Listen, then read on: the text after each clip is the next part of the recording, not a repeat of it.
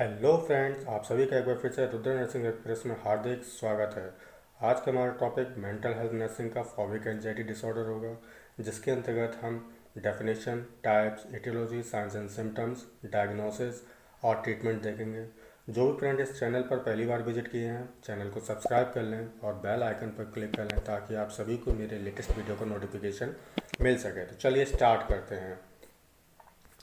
सबसे पहला है कि फोबिया होता क्या है। तो according to American psychiatric association, ठीक है, अमेरिकन साइकेट्रिक एसोसिएशन के अनुसार a phobia is a irrational and excessive fear of an object और सिचुएशन। ठीक है, किसी ऑब्जेक्ट और सिचुएशन के प्रति जो है तर्कहीन और अत्यधिक जो डर है उसे हम क्या कहते हैं, फोबिया कहते हैं। तर्कहीन का मतलब है कि कोई आप इसमें रीजनिंग कोई आप दे ही नहीं सकते कि क्यों क्यों डर रहे हो आप।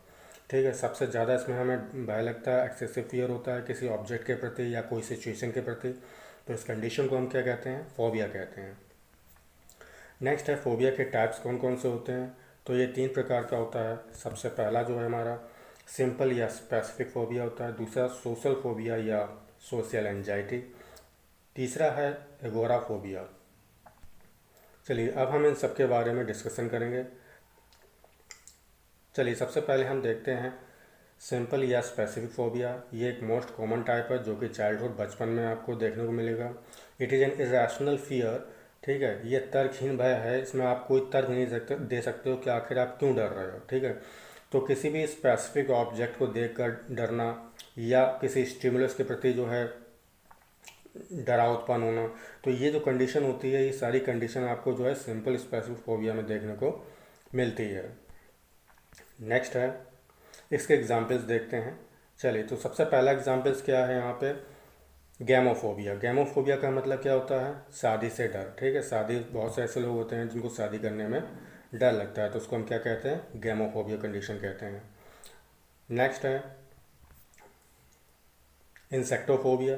इंसेक्टोफोबिया में क्या होता है, बंदे को जो है कीड़े से डर लगता है। ठीक है, कोई कीड़ा मकोड़ा हो तो उसको डर लगेगा, तो उसको हम इंसेक्टोफोबिया कहते हैं। नेक्स्ट है एक्रोफोबिया। एक्रोफोबिया में क्या होता है, व्यक्ति को जो है ऊंचाई से डर लगता है।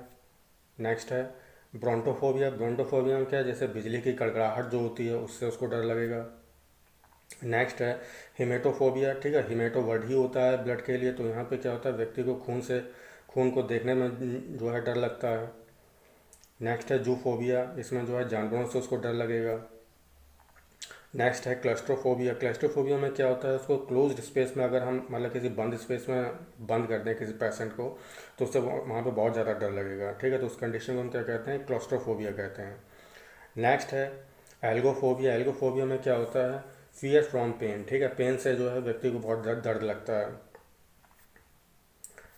इसके हम अदर एग्जाम्पल्स देखते हैं। अदर एग्जाम्पल में सबसे पहला है आर्केनोफोबिया, जिसमें स्पाइडर से डर लगेगा। ऑफिडियोफोबिया, इसको सांप से डर लगता है।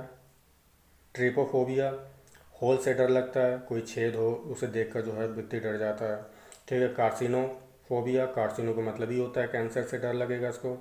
ठीक है, thanatophobia, the fear of death, मृत्यु से भय लगेगा उसको।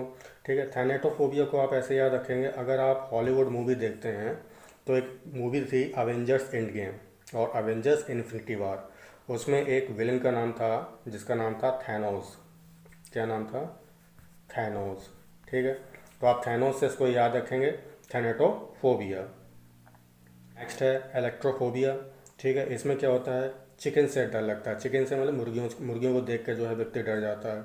नेक्स्ट है सियानोफोबिया। सियान जो वर्ड होता है वो डॉग के लिए होता है, यानी कि यहाँ पे डॉग को देख कर डर लगेगा। माइसोफोबिया। माइसोफोबिया में क्या होता है कि व्यक्ति जो है किसी गंदगी को देखकर, डर्ट या कंटामिनेशन को देखकर जो है व्यक्ति डर जाता है। अगला है हिप्पोपोटामस स्ट्रॉस स्क्विब पेडेलियोफोबिया। ठीक है, ये डिक्शनरी का सबसे लॉन्गेस्ट वर्ड है। ठीक है, इस वर्ड को देखकर डरना क्या कहलाएगा, ये वाला टर्म कहलाएगा। ठीक है, काफ़ी ज़्यादा कॉम्प्लिकेटेड टर्म है, इसको पढ़ा भी नहीं सही से जा सकता, इसीलिए मैंने जो है यहाँ पे कलरिंग कर दिया है जिससे कि आप इसको आराम से पढ़ सकें।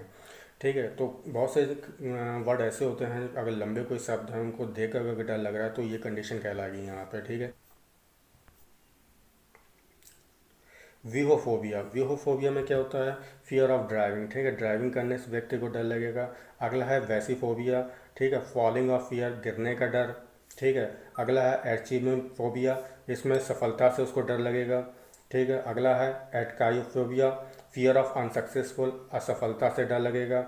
ऑर्निथोफोबिया, ऑर्निथो का मतलब ही होता है बर्ड, यानी कि चिड़ियों से इसको डर लगेगा यहाँ पे, ठीक है। अगला है ट्रिपेनोफोबिया, ठीक है, यहाँ पे निडल को देखकर डर लगेगा, सुइयों को देखकर डर लगता है व्यक्ति को। एरोफोबिया, उड़ने में दिक्कत होगी, उसको उड़ने में डर लगता है, ठीक है। नेक्स्ट है हमारा साइंस एंड सिम्टम्स। अब हम देखेंगे कि किसी भी स्पेसिफिक जो फोबिया होता है उसके क्या क्या साइन एंड सिम्टम्स हैं। तो सबसे पहला साइन एंड सिम्टम हम देखेंगे इसमें। चलिए अब हम जो है साइन एंड सिम्टम्स के बारे में बात करते हैं कि स्पेसिफिक फोबिया के क्या क्या साइन एंड सिम्टम्स हैं। तो सबसे पहला साइन एंड सिम्टम क्या होता है, एंजाइटी होता है, व्यक्ति चिंतित रहेगा। दूसरा फियर है, नर्वसनेस रहेगा, रेस्टलेसनेस रहेगा, बेचैनी रहेगी, ठीक है। टेरर एंड फ्राइट रहेगा, उसे डर रहेगा, भयभीत रहेगा। लाइट हेडेड, उसका सर जो है हल्का रहेगा, पसीना आएगा उसको, ठीक है। ट्रबल रिलैक्सिंग, उसको रिलैक्स करने में जो है आज जब भी वो आराम करेगा तो उसको उसमें दिक्कत होगी आराम करने में, ठीक है। शरीर जो है कंपन करेगा, ठीक है। मसल में टेंशन रहेगी। ट्रबल ब्रीथिंग, सांस लेने में दिक्कत होगी।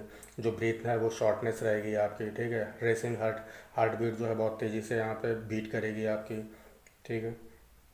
चलिए चलिए नेक्स्ट देखते हैं सोशल फोबिया या सोशल एंजाइटी फोबिया क्या है। In social phobia following action takes place. Social phobia में जो है आपको निम्नलिखित चीज़ें देखने को मिलती हैं। सबसे पहला क्या है, afraid to meet a people. इसमें क्या होता है, व्यक्ति जो है किसी अन्य व्यक्तियों से मिलने में डरता है। Afraid to live in a group, ठीक है, व्यक्तियों के समूह में रहने में उसको बहुत ज़्यादा डर लगता है। Afraid to speak someone in group, किसी ग्रुप में जो है किसी आदमी से बोलने में उसको बहुत ज़्यादा डर लगता है। तो ये जो कंडीशन होती है, ये सारी कंडीशन को ही हम क्या कहते हैं, सोशल फोबिया या सोशल एंजाइटी फोबिया कहते हैं। नेक्स्ट है हमारा एग्जाम्पल्स ऑफ सोशल फोबिया। देख लेते हैं क्या क्या इसके एग्जाम्पल्स।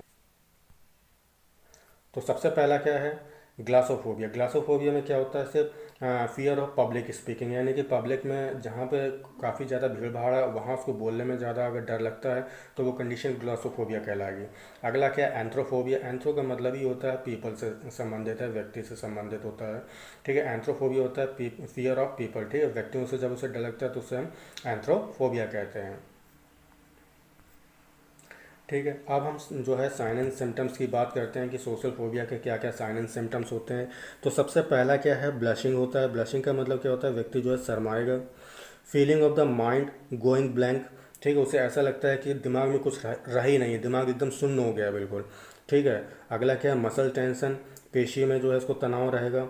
अगला है स्वेटिंग, पसीना आएगा। ट्रैम्बलिंग, उसके हाथ कप कपाएंगे। अपसेट स्टोमक, ठीक है, पेट जो है उसका अपसेट रहेगा। अपसेट से मतलब है कि कभी कभी ऐसा आपने देखा होगा कि जब आपको डर सा महसूस होता है, ठीक है, व्यक्तियों के सामने, तो आपका पेट जो है एकदम अचानक से गुड़ गुड़ करने लगता है, तो उस कंडीशन को जो है अपसेट स्टोमक कहते हैं, ठीक है। अगला है क्विकेंड हार्ट बीट, आपके यहाँ जो हार्ट बीट होगी बहुत तेज़ी से धड़केगी, ठीक है, बहुत तेज़ी से बीट करेगी। अगला है लाइट हेडेडनेस, सर जो है आपका बहुत हल्का सा महसूस होगा। शॉर्टनेस ऑफ ब्रीथ, ब्रीथ आपकी शॉर्टनेस हो जाएगी, ठीक है। डिजीनेस, बेचैनी आपको रहेगी। नौसिया, उल्टी जैसी आएगी आपको, ठीक है। तो ये सारी जो साइन एंड सिम्टम्स हैं वो किसके अंतर्गत आते हैं, सोशल फोबिया के अंतर्गत आते हैं। चलिए नेक्स्ट देखते हैं अगेरोफोबिया। तो अगेरोफोबिया में क्या होता है, द फियर ऑफ ओपन और क्राउडेड स्पेस, ठीक है, व्यक्ति को जो है किसी भी खुले स्थान से या बहुत ही ज़्यादा क्राउडेड एरिया जो है उसको देखकर जो व्यक्ति डर जाता है तो उस कंडीशन को हम अगोराफोबिया कहते हैं। इसको हम अगोराफोबिया को जो है इनोक्लोफोबिया भी कहते हैं। क्या कहते हैं, इनोक्लोफोबिया भी कहते हैं, याद रखना इंपॉर्टेंट वर्ड है। चलिए अब हम बात करते हैं कि sign and symptoms of agoraphobia के क्या क्या साइन एंड सिम्टम्स होते हैं, तो देख लेते हैं। सबसे पहला क्या है, सबसे पहला है लीविंग होम एलोन। अगर व्यक्ति को जो है घर में अकेला छोड़ दें तो जो है उसको अकेलेपन से जो है डर लगेगा, तो उस कंडीशन को हम लोग क्या कहेंगे, अगोराफोबिया कहेंगे। दूसरा क्या है, क्राउडेड और वेटिंग इन लाइन, ठीक है, अगर व्यक्ति को किसी भीड़ भाड़ इलाके में खड़ा कर दो तो वो बहुत डरेगा। या कोई मान लीजिए जैसे आप मॉल में हैं, ठीक है, तो आपने सामान खरीदने के बाद में आप जो है बिल कटाना चाहते हैं तो वहाँ पे वो लंबी सी भीड़ लगी है, तो उसको देख के व्यक्ति अगर डर जाए, ठीक है, तो वो उस कंडीशन को भी हम एगोरोफोबिया कहेंगे। अगला क्या है, इनक्लोज स्पेस। इनक्लोज स्पेस से मतलब है जैसे व्यक्ति को अगर आप मान लो चलो ठीक है, कोई व्यक्ति जो है लिफ्ट के अंदर है, ठीक है, तो लिफ्ट कैसी होती है, एकदम इनक्लोज होती है, एकदम पूरी तरह से बंद होती है, तो उसको देख के जो है डरना एगोरोफोबिया कहलाएगा। नेक्स्ट है ओपन स्पेसेस। ओपन स्पेसेस मतलब है किसी अगर व्यक्ति को मान लो कि जैसे रेगिस्तान जैसे खुले स्थान पर अगर व्यक्ति को छोड़ दें तो उसको देख कर जो है वहाँ पर डर लगेगा। अगला है यूजिंग पब्लिक ट्रांसपोर्टेशन। व्यक्ति जो है पब्लिक ट्रांसपोर्ट का यूज़ नहीं करता, जैसे बस है या रेलवे है, रेल है, ट्रेन है आपकी, ठीक है, इनको देख के जो है व्यक्ति डर जाता है। नेक्स्ट है एटियोलॉजी की हम बात करते हैं। एटियोलॉजी का मतलब होता है क्या क्या कारण हो सकते हैं फोबिया के, ठीक है। तो सबसे पहला क्या है, जेनेटिक फैक्टर्स है। जेनेटिक फैक्टर से मतलब है कि अगर आपके पेरेंट में ये लक्षण है फोबिया के, तो उसके संतान में भी उत्पन्न होने के चांसेस ज़्यादा रहते हैं। नेक्स्ट है साइकोलॉजिकल फैक्टर। साइकोलॉजिकल फैक्टर्स में क्या क्या आ जाता है, जैसे सीवियर एंजाइटी, बहुत ही ज़्यादा व्यक्ति चिंतित है, या डिप्रेशन है, ठीक है, उस कंडीशन में भी जो है फोबिया उत्पन्न हो सकता है। नेक्स्ट है इन्वायरमेंटल फैक्टर। इन्वायरमेंटल फैक्टर के अंतर्गत क्या क्या आ जाते हैं, जैसे आपका किसी प्रिय की मृत्यु, ठीक है, प्रिय की मृत्यु हो गई तो उसको देख कर जो है मतलब उसको सोच सोच के जो है डरना, भयभीत होना। गरीबी, ठीक है, divorce, loss in business, business में घाटा हो गया, अनएम्प्लॉयमेंट, बेरोजगारी, ये सारी चीज़ें जो है इन्वायरमेंटल फैक्टर के अंतर्गत आती हैं, जो कि फोबिया को जनरेट करने का काम करते हैं। नेक्स्ट है कल्चरल फैक्टर्स है, ठीक है। इन पर्टिकुलर कल्चरल ग्रुप, ये जो कल्चरल जो फैक्टर होता है किसी पर्टिकुलर कल्चरल ग्रुप में देखने को मिलता है। एक जापान में एक कल्चर ग्रुप है जिसको हम ताइजिन क्यूफोसो कहते हैं, ठीक है। तो ये क्या है, एक सोशल फोबिया है वहाँ पे जापान का, ठीक है। आपको ये याद रखना है कौन सा है, ताइजिन क्यूफोसो। नेक्स्ट है डायग्नोसिस ऑफ फोबिया, ठीक है। फोबिया का आप डायग्नोसिस कैसे करेंगे, चलिए देखते हैं। तो नो स्पेसिफिक डायग्नोस्टिक टेस्ट। इसका देखो कोई पर्टिकुलर एक डायग्नोस्टिक टेस्ट नहीं है, ठीक है। इसमें फिर भी हम जो है कुछ थोड़े बहुत तरीके से डायग्नोस कर सकते हैं, जैसे कि your doctor will ask questions about your symptoms, ठीक है। आपका जो डॉक्टर है वो सिम्टम्स से रिलेटेड आपसे क्वेश्चन पूछता है कि कब से दिक्कत है, क्या क्या दिक्कतें हैं, ये सारी चीज़, ठीक है। Medical, psychiatric and social history, और जो डॉक्टर है वो क्या क्या ले सकता है, आपकी मेडिकल, साइकियाट्रिक और सोशल हिस्ट्री, ठीक है, ये तीनों चीज़ें जो है लेता है। अगला क्या है, diagnosis done on the basis of DSM-5। DSM-5 क्या है, ये डायग्नोस्टिक एंड स्टैटिकल मैनुअल है, जो कि गाइडलाइन है, और इसको किसने पब्लिश किया है, अमेरिकन साइकियाट्रिक एसोसिएशन ने किया है, ठीक है। इसके अकॉर्डिंग जो भी इसमें रूल्स दिए होते हैं, तो उसके अकॉर्डिंग जो हम लोग डायग्नोसिस इसका करते हैं। नेक्स्ट है ट्रीटमेंट, ठीक है। फोबिया का किस प्रकार हम ट्रीटमेंट करते हैं, चलिए इसमें क्या होता है, कॉग्निटिव बिहेवियरल थेरेपी में जब व्यक्ति को CBT नहीं देते हैं, तो CBT से पहले की अगर हम बात करें तो व्यक्ति जो है वो काफ़ी बहुत ज़्यादा सोचता है अपने बारे में, और क्या क्या सोच सकता है, I am not a good person, वो व्यक्ति सोचता है कि मैं अच्छा व्यक्ति नहीं हूँ, ठीक है। इसके बाद वो क्या करता है, फीलिंग महसूस करता है, क्या महसूस करता है, व्यक्ति जो है उदास और अकेलापन सा महसूस करता है, ठीक है। उसका बिहेवियर कैसा होगा, उसका जो बिहेवियर होगा, अवॉइड फ्रेंड्स एंड फैमिली, ठीक है, वो अपने फैमिली और फ्रेंड को जो है अवॉइड करने लगता है, मतलब अकेला सा बिल्कुल रहने लगता है। जब उसको CBT हम देखते हैं, कॉग्निटिव बिहेवियरल थेरेपी देते हैं, तब उसके बाद कंडीशन क्या होती है देखते हैं हम लोग। थॉट्स, सबसे पहले वो क्या सोचेगा, वो सोचता है कि मैं बहुत अच्छा व्यक्ति हूँ। फीलिंग्स क्या महसूस करता है वो, लेस एंड लॉनली, ठीक, व्यक्ति जो है अब अकेलापन जो है महसूस नहीं करता है। बिहेवियर क्या सोचता है, बिहेवियर ये उसका हो जाएगा बिल्कुल जस्ट अपोजिट हो जाएगा, अब वो जो है फैमिली और अपने फ्रेंड से जो है अटैचमेंट होने लगता है, ठीक है। तो ये सारी कंडीशन जो है किस में होती है, कॉग्निटिव बिहेवियर थेरेपी में होती है। नेक्स्ट है मेडिकेशन, जिसके अंतर्गत हम बीटा ब्लॉकर्स और सेडेटिव्स देखेंगे। बीटा ब्लॉकर्स क्या होते हैं, जो ये बीटा ब्लॉकर्स होते हैं वो एड्रिनल द्वारा जो हार्मोन से heart rate, elevated blood pressure, ठीक है, जो बढ़ा हुआ ब्लड प्रेशर है, ठीक है, आपकी जो तेज़ धड़कन है, हृदय की तेज़ धड़कन है, शेकिंग वॉइस है, आवाज़ जो है कँपा रही है आपकी, ठीक है, एंड लिम्स, आपके हाथ पैर जो है कँपा रहे हैं, ठीक है। तो इन सबको रिलीफ देने में जो है हम लोग बीटा ब्लॉकर्स का यूज़ करते हैं। अगला है सिडेटिव्स। तो सिडेटिव में क्या होता है, मेडिकेशंस कॉल्ड है benzodiazepines help you relax by reducing the amount of anxiety you feel. ये क्या करता है, ये जो है एंजाइटी और एंजाइटी को कम करके जो है व्यक्ति को रिलैक्स प्रदान करता है, व्यक्ति को जो है रिलैक्सेशन देता है।